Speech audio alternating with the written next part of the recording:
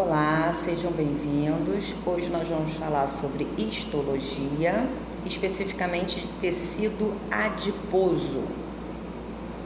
O tecido adiposo é um tipo de tecido conjuntivo, como a gente falou anteriormente, quando falou de tecido conjuntivo, e ele apresenta células especializadas que são chamadas de adipócitos, e a sua característica é possuir gordura no seu interior. O tecido adiposo é um tipo especial de tecido conjuntivo, tem característica de armazenar gordura nas suas células especializadas e apresenta uma grande importância devido à sua camada responsável, entre as várias outras funções, por garantir o isolamento térmico do nosso corpo e ser uma importante fonte de energia.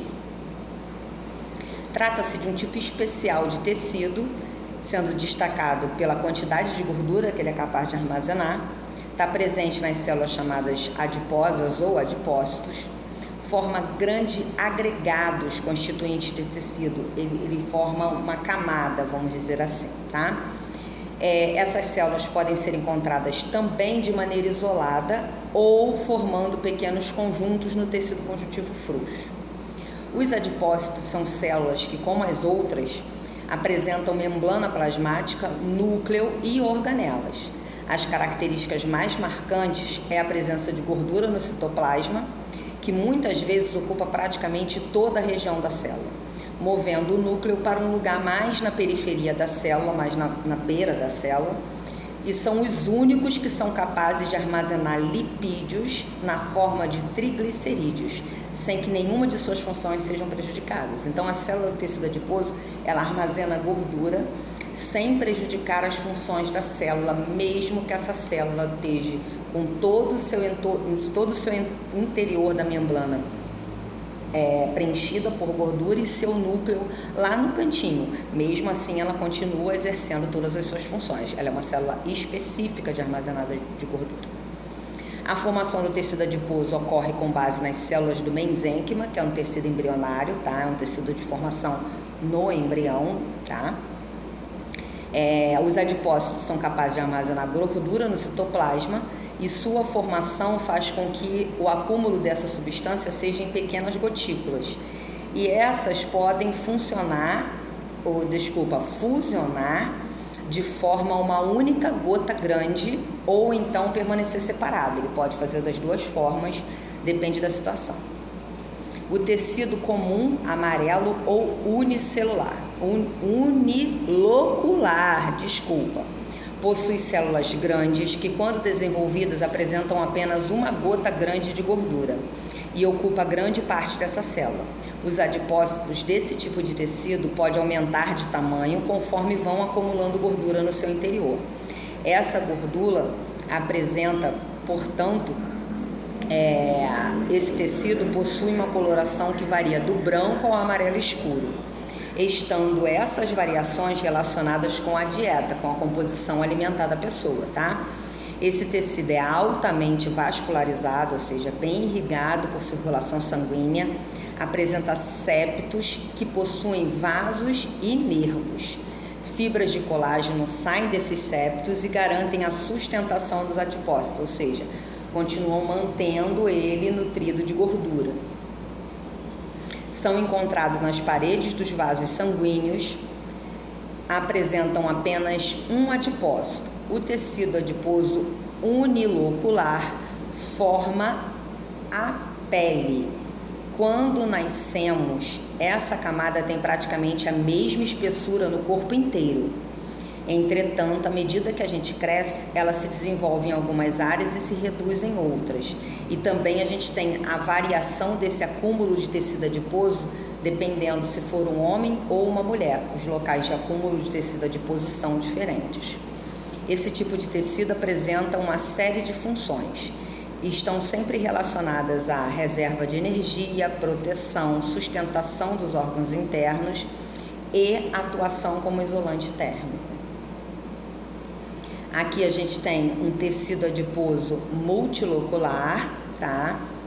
E à direita o unilocular.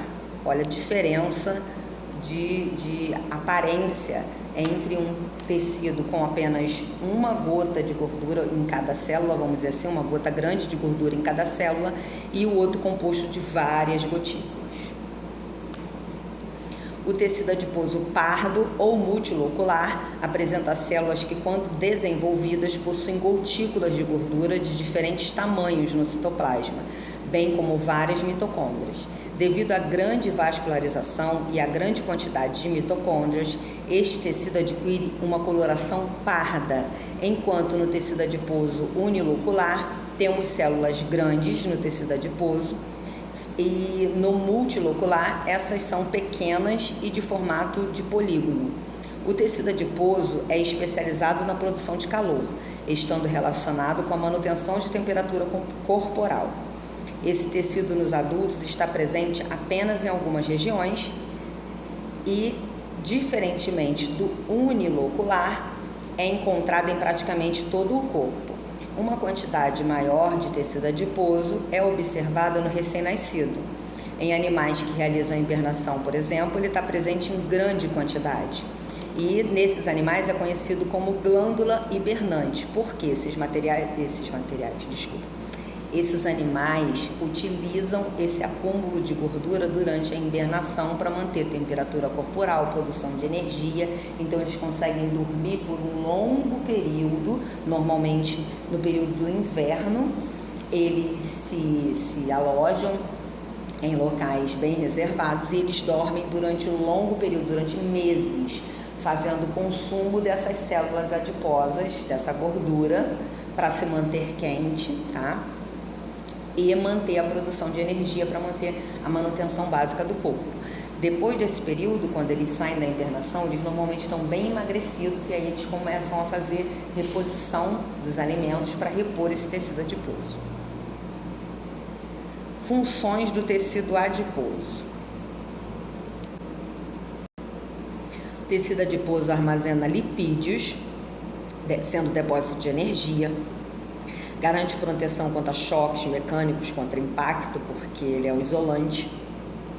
Evita a perda excessiva de calor e o aumento exagerado da temperatura.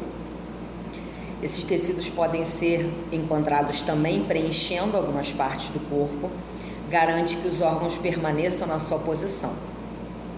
Apresenta capacidade secretora, sendo responsável pela liberação de um hormônio chamado leptina.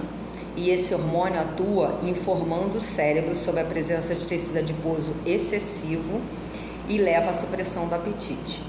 Então, o que acontece? De forma ideal, quando esse hormônio manda mensagem ao cérebro de que as quantidades de gordura estão ideais, estão boas, o cérebro diminui o apetite, faz a supressão do apetite, tá? Mas também podem acontecer situações em que esse hormônio não está sendo produzido de forma adequada, o cérebro não recebe essa mensagem e a pessoa continua se alimentando de forma desregulada e essa quantidade de tecido aumenta.